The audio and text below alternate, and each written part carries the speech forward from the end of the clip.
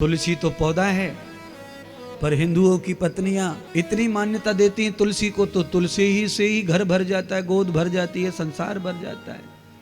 भगवान कहीं से भी कृपा कर सकते हैं, किसी रास्ते से भी आ सकते हैं, वो सर्वत्र मौजूद हैं। वो एक जगह नहीं रहते जो आने में एक ही रोड से आना पड़ेगा, वो हर जगह है, कहीं भी प्रकट हो जाएंगे। तुम कहीं एक जगह फिक्स कर लो अपना। 24 गुरुओं की कथा सुनाकर दत्त भगवान की कथा सुनाई, तार दिया उद्धव जी को।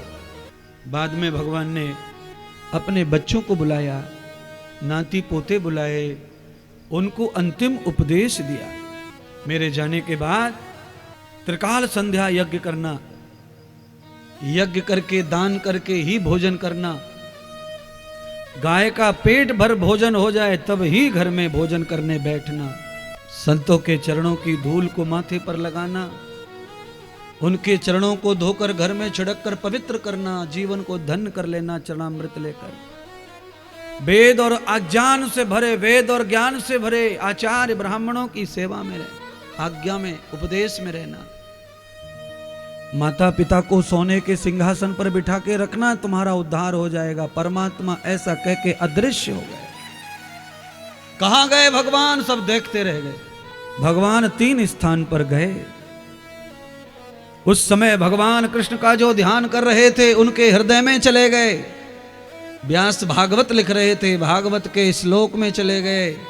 लक्ष्मी माता वैकुंठ में इंतजार कर रही थी, वैकुंठ में चले गए। त्रिविधम त्रिलोकश्च, त्रिलोकीनाथ 3 स्थान पर गए। इसीलिए हर समय भगवान का नाम जपते रहो। पता ना भगवान कब आ जाएं और कब चले जाएं, कभी भी आ सकते हैं।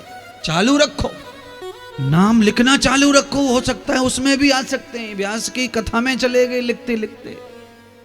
और इंतजार करो सबरी की तरह, हो सकता है घर भी आ सकते हैं।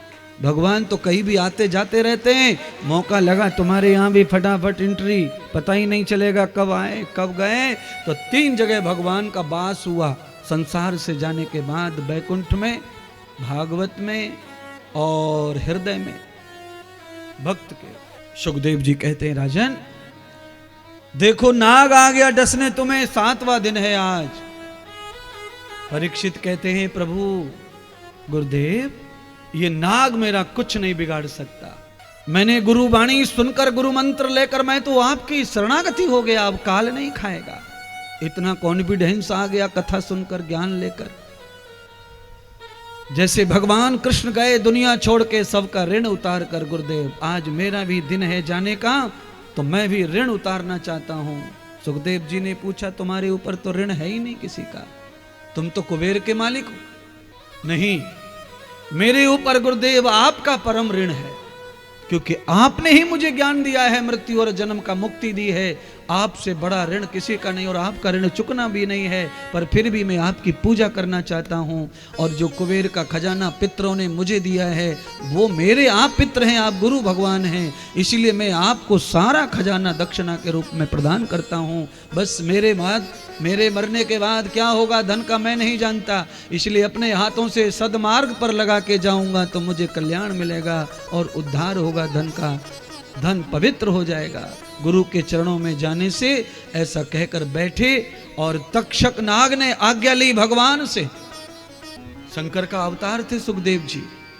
तक्षक नाग ने अनुमति ली, हे महादेव आप आज्ञा करें तो मेरा उद्धार कर दो।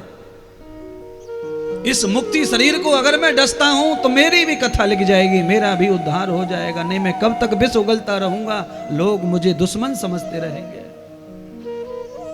शंकर के आदेश से तक्षक ने पैर में डस लिया। ओम नमो भगवते वासुदेवाय।